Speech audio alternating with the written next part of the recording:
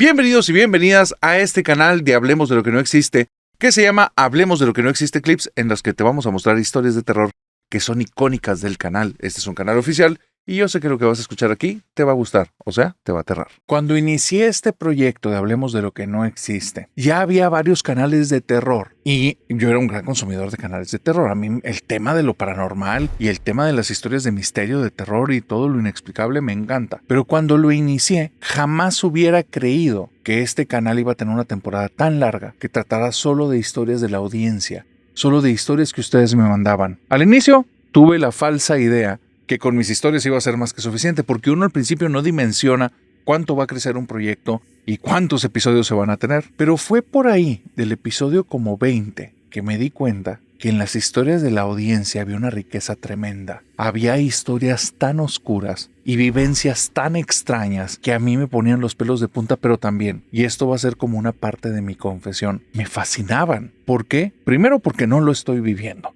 Y definitivamente no estoy ahí sumergido en la situación. Yo creo que si estuviera en varias de esas situaciones, difícilmente lo pudiera llevar a las palabras porque son cosas traumáticas. Pero desde fuera, al escuchar la historia, al leer la historia que me enviaban, era algo sumamente impactante. Te cuento todo esto porque la historia que estoy a punto de contarte volvió a generar ese impacto después de 3 años de tener este proyecto, y eso no es cualquier cosa. Hay una chica en el canal que antes de iniciar quiero decirte que de mi parte y de parte de toda la familia nocturna te mandamos un fuerte abrazo a ti y a tu familia, y yo sé que de esto que me contaste al día de hoy ya pasaron más de 10 años, pero hay heridas que tardan en sanar, y quiero que sepas que la familia nocturna y yo te mandamos las mejores vibras, y aunque ya ha pasado tanto tiempo, que sepas que también somos tu familia. Vamos a ponerle de nombre a esta chica Ingrid, para ponerle un nombre para poderla identificar. Ingrid cuenta que cuando ella tenía 14 años se dio cuenta que su mejor amigo era su papá. No con una relación así extraña o como un papá raro, no. Es que ella desarrolló una afición bien extraña. A Ingrid le gustaba el béisbol. ¿Qué tiene de raro el béisbol? Nada. Pero en esos tiempos y en la ciudad que ella vivía, sí era extraño, porque no se practicaba. A nadie le gustaba. No era que lo repudiaran o que lo odiaran. No, pero ni siquiera podías conseguir guantes y bate. O sea, no había manera de poder practicar ese deporte ahí, porque no había lugares que vendieran esos artículos. Te estoy hablando de allá de los 80. Ingrid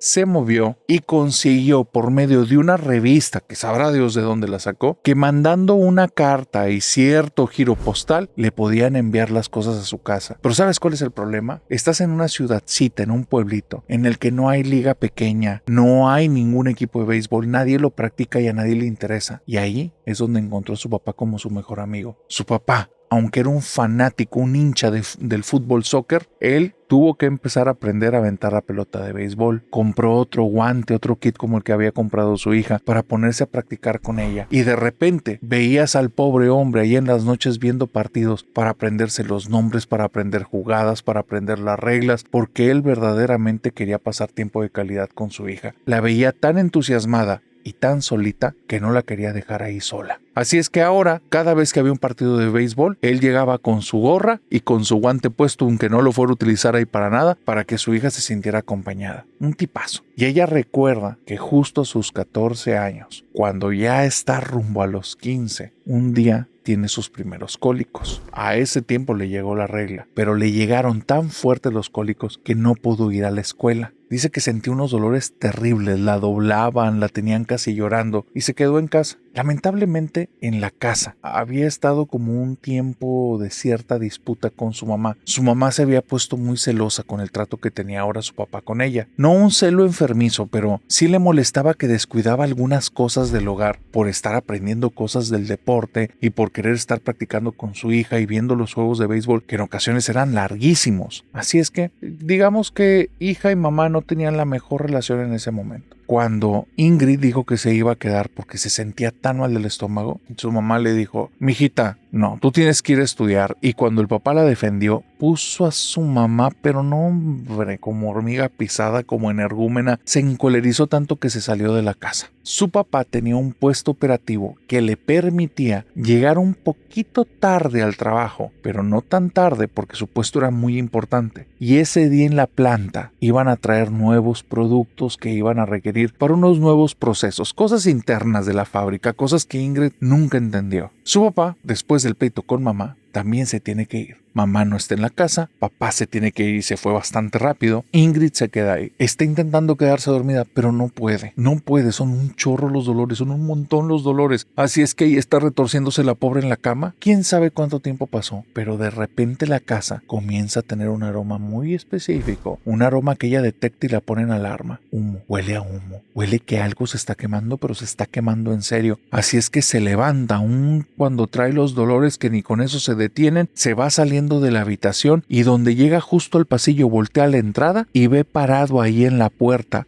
viendo hacia adentro de la casa a su papá. Y se le queda viendo y le dice: papá, huele a humo, ¿por qué no estás en el trabajo? ¿No te habías ido? Y el papá nada más levanta la mirada, pero tiene el rostro muy triste, muy triste. Y entonces ella le dice: papá, estás todo manchado de la cara y de la camisa, déjame ir a traer algo para limpiarte. Y se mete en su habitación y va por una toalla, trae una toalla mojadita en agua, huele cada vez más a humo, sale de la habitación y le dice: papá, aquí traigo para limpiarte. Va caminando a la entrada, pero ni siquiera está volteando para allá, está en el piso por el dolor que trae, y cuando llega ahí no está el papá, apesta toda la casa a humo, no hay humo ahí, se asoma por la ventana, no ve el vehículo de su papá y comienza a andar por la casa y a gritarle, pero el papá no sale. Y ya, se habrá ido, se le olvidó algo, se fue rápido, pero no escuché el carro y ahí vienen los dolores y van los dolores y otra vez más fuerte. Mira, ella termina sentada en una escalera casi por media hora, cuando ya agarra algo de fuerzas y se levanta, va y se tira en una silla a medio caminar entre la escalera y la sala y su cuarto, se queda ahí tirada otro rato, después llega a su habitación y van a ser como 2 o 3 horas después que llega su mamá. Y viene con, digamos, un plan no muy amigable,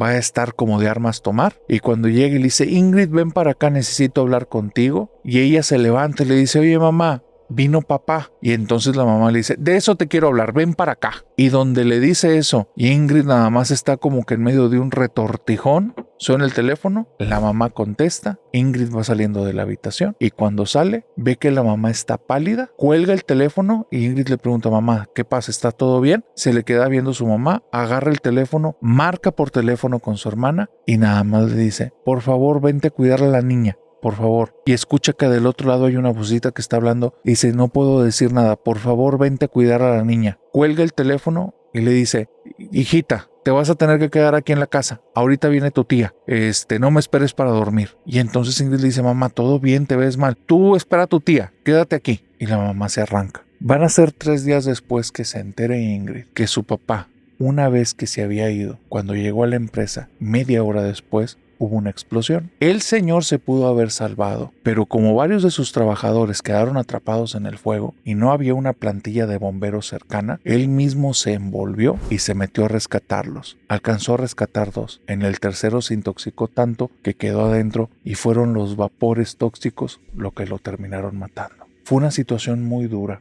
porque me dice Ingrid que después de eso, la casa seguía oliendo a humo. El humo no tenía ningún lugar del que emanaba. Entonces ella se ponía a platicar con su papá. Y le decía: papá, yo sé que eres tú. Ya me dijo mamá lo que pasó. Y Ingrid estaba en estos momentos en el que la mente no te permite aceptar la realidad como es. Y en las mañanas se levantaba esperando que en cualquier momento se abriera la puerta y entrara su papá. Y ya había pasado el velorio y ella lo vio. Pero no podía creerlo, no lo podía masticar. Y de repente estaba enojada con la vida y odiaba todo, y en momentos estaba deshecha y en otros momentos simple y sencillamente parecía que estaba en medio de un sueño. Papá va a venir, en cualquier momento va a cruzar la puerta, esto es un mal sueño, me voy a despertar y va a estar él ahí, vamos a ir a jugar béisbol. Pero los días iban avanzando y después de unas semanas su mamá comenzó a hacer algo muy raro, algo tan raro que hizo que Ingrid y ella se enemistaran casi por todo el resto de su vida hasta hace un año. Todos los días la mamá iba con Ingrid, la agarraba y le decía: ven para acá, mija, necesito que me ayudes. Y las dos se sentaban cerca de la cama y le decía: dile por favor a tu papá que ya descanse en paz y ponte a decirle que las dos estamos bien. Y empezaba la señora a rezar y volteaba con Ingrid y le decía: dile, papá, ya estamos bien, papá, ya vete a descansar. Y Ingrid le decía: mamá, ¿de qué estás hablando? Déjame en paz. Y la mamá se ponía a rezar: reza conmigo y después dile. Y le decía: ya viejo, ya estamos bien, vete a descansar, ya estamos bien, las dos vamos a estar bien, ¿verdad que sí, mija? Y Ingrid se llenaba de un coraje horrible, horrible. ¿Por qué fregados le decía de hacer eso a su mamá? Si su mamá no estaba pudiendo masticar eso, es su problema. Pero hacer eso era tan forzado, era tan feo. Aparte, ella no quería despedirse de su héroe. Ella no quería aceptar que su papá ya no iba a estar nunca. Ella todavía guardaba la esperanza así chiquita que esto fuera algún tipo de sueño, pero ya iba casi un mes o más del mes. Después de hacer esto como en 10 ocasiones, el aroma a humo de un día para otro desapareció. La relación entre Ingrid y mamá nunca se recuperó. Ingrid no quería saber nada de esa señora y le decía así, la señora, sí como la señora. Empezó a buscar siempre casa en sus tíos paternos y maternos y se la vivió como si fuera un tipo de invitada permanente. Y fue rotando y rotando y rotando, a veces 2, 3 meses, 4, 5 meses. Ella no entendía, estaba muy pequeña. No entendía que eran gastos extras para cada una de esas casas, no entendía que estas personas no sabían cómo manejar esa situación, no sabían cómo educarla. Al final ella no fue una persona tan rebelde, solo no soportaba estar con su mamá. Le recordaba todo el dolor, le recordaba verla forzada a despedirse de esa manera de su papá y ser como tan ridícula y tan obstinada de estar diciéndole que se vaya. Pues ¿qué pretendía esa señora? Hasta hace un año.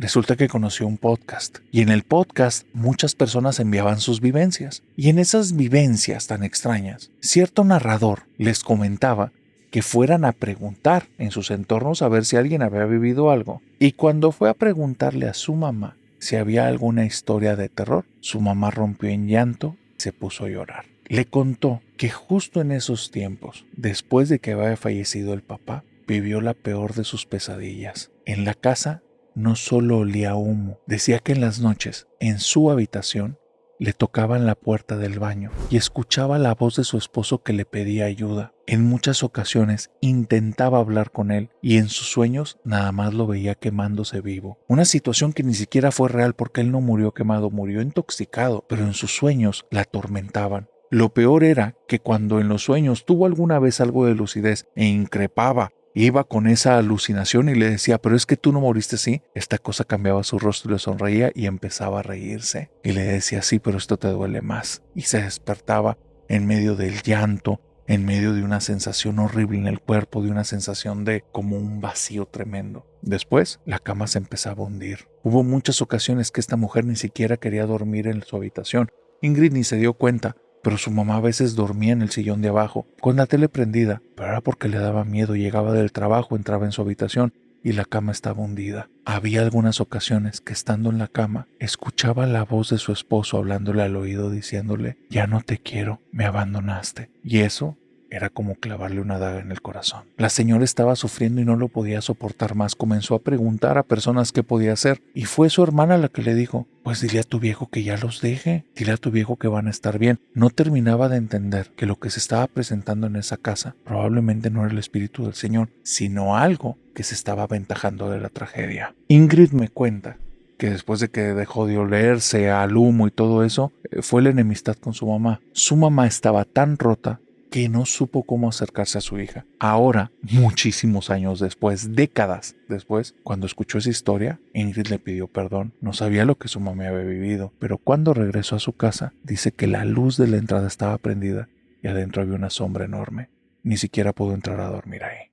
Y ahora que hemos terminado la historia y hemos llegado al final de este clip, tengo una pregunta para ti. ¿Ya habías escuchado esta historia? Porque si la respuesta es no, entonces espérate para el siguiente clip, que creo que va a estar igual o más aterrador. Ahora sí, de aquí hasta que nos veamos en el siguiente clip, te deseo que tengas dulces pesadillas. Bye bye.